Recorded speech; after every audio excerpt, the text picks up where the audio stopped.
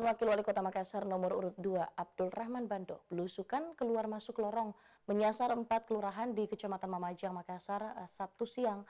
Hal itu dilakukan untuk mendengar langsung keluhan dan juga harapan warga.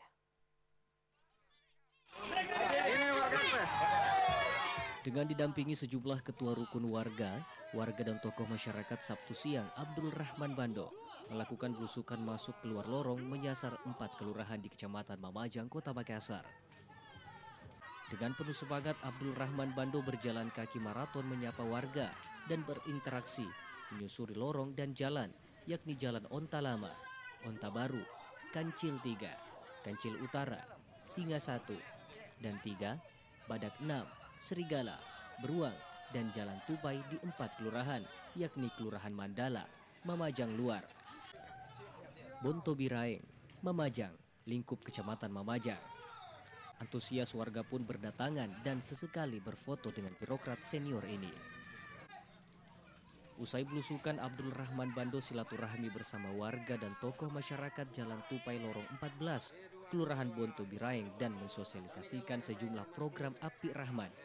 Utamanya diantaranya terkait pendidikan, dan di lokasi ini, sejumlah ketua rukun warga Kecamatan Mamajang menyatakan sikap memperjuangkan dan bekerja sepenuh hati untuk memenangkan Api Rahman dalam kontestasi 5 tahunan Pilwali Makassar 2020 ini. Calon Wakil Wali Kota Makassar nomor urut 2 Abdul Rahman Bando ini mengatakan belusukan yang dilakukannya ini untuk mendengar aspirasi warga, terutama soal ketimpangan dalam sektor pendidikan. Hanya masuk ke mereka, antara lain ketimpangan di sektor pendidikan, di mana di sini tidak dilengkapi dengan adanya sekolah menengah pertama negeri.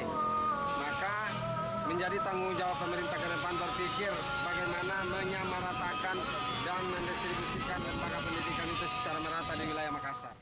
Sementara itu, Ketua RW 3 Kelurahan Bontobiraeng Taijudin Zainal Arifin mengapresiasi tekad Api Rahman memperbaiki pendidikan di Kota Makassar.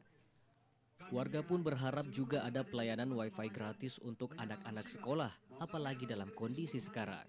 Jadi keluhan pada dasarnya masyarakat adalah pertama dari faktor perekonomian, yang mana memang ada beberapa saudara-saudara kita masih di bawah taraf kemiskinan, sehingga itu yang menjadi dasar kepada beliau, dan kami juga sepakat dan kita sepemahaman dengan Pak Abdul Rahman Bando untuk meningkatkan kualitas perekonomian.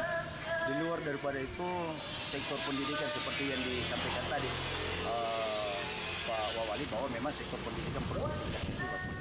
Dalam belusukan dan kampanye tatap muka, Abdul Rahman Bando ini tetap mengedepankan protokol kesehatan dengan menjaga jarak dan menggunakan sanitizer.